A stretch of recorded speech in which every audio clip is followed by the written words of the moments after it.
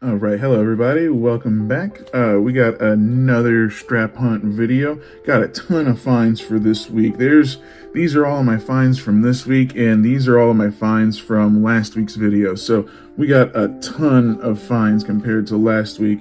I'm really excited for this. So what I do is about once a week I go through $1,000 in $1 bills that I pick up from local banks around me, and I go through them. I'm looking for star notes, I'm looking for old notes, anything from 20 years and older, so series 2001 and back. I'm also looking for any fancy serial numbers or errors, or any kind of oddities or anything else like that that I might find.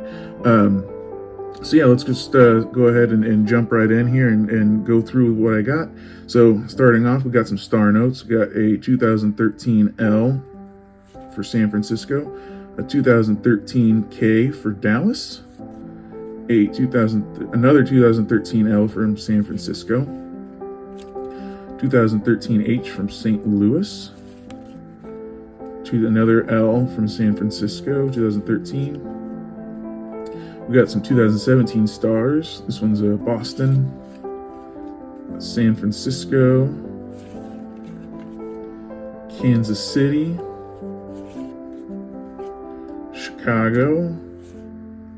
Oh, these are 2017 A now. So it's A, Chicago, Atlanta. These ones are all like came from the same strap, and they were all right next to each other. And then we got a B for New York, 2017 A, Chicago, 2017 A. And this one I held out. I thought it was kind of interesting. Set those down for a second. You can kind of see how this half of the bill is kind of translucent, and this half looks just like a regular dollar bill. What I think happened is I think this one was exposed to baby oil at a strip club, basically. I found, a couple of these that look like they've been soaked in baby oil and dried out. I've also found some before that were completely coated in body glitter and just gets all over your hands and stuff. But so there's no telling where these dollar bills have been. I got some fancy serial numbers here. Pull this a little closer. So this is a alternator. So it alternates one. So it's 61910101. That's kind of a cool one you don't really see too often. And this one is what's known as a rotator note. So it reads 69898899, but if you flip it over, all of a sudden it reads 99886869. That's kind of cool. You don't really find too many of those. A rotator. What would be really cool is if when you flipped it over, it read the same serial number back. That would be a really cool rotator to find one day. And this one, I went ahead and set this one aside because it's kind of a high serial number. What first drew my eye was all of those fives together there. But the Bureau of Engraving and Printing, they quit releasing bills after, what is it, I believe 96. Yeah, so the highest serial number that you're gonna find on a $1 bill in circulation is 96, and then all zeros all the way to the end. The rest of them get put into uncut sheets and stuff like that. So this is all, it's a pretty high serial number. That's why I held that back. I don't really know. I don't think there's any additional value to it. It's just kind of a cool one. Now we're moving on to some older notes that I found. So these are, I started pulling some 2003s just because here in a couple days they'll be 20 years old officially. So got a few 2003s, one from Chicago, one from Philadelphia, and one from Richmond. I also found a 2001, also from Richmond, a 1999 from New York, another 99 from Dallas, another 99, this was from Atlanta.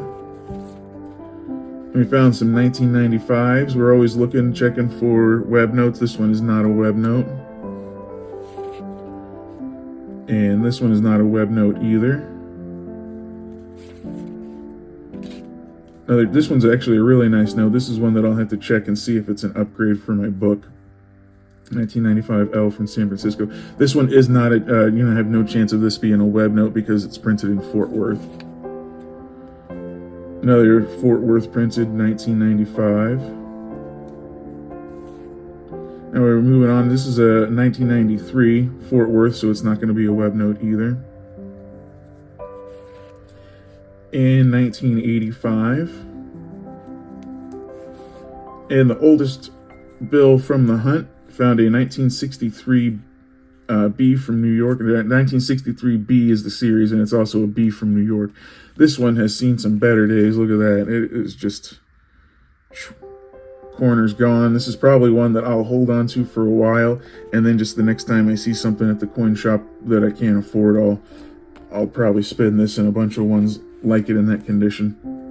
And then on the last strap that I was searching, I found these next four all in a row and all in the same stack. So it looks like these were probably in a book somewhere for years and years, or in an old wallet somewhere, and they got stashed away and found not too long ago and spent. But so we got a 1977. I don't find too many bills from the 70s. 63B.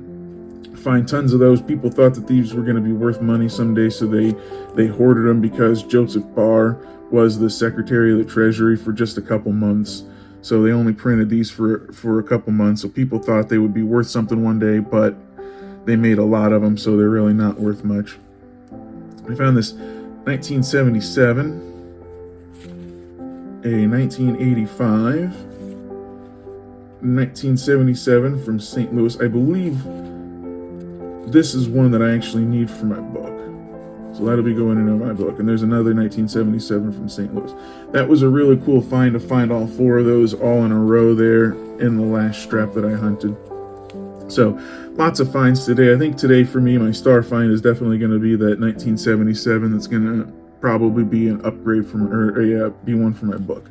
So thank you very much for watching. If you made it this far, please go ahead and give me a like and a subscribe. That would really mean a lot. And I will be back next week for another $1,000 strap search.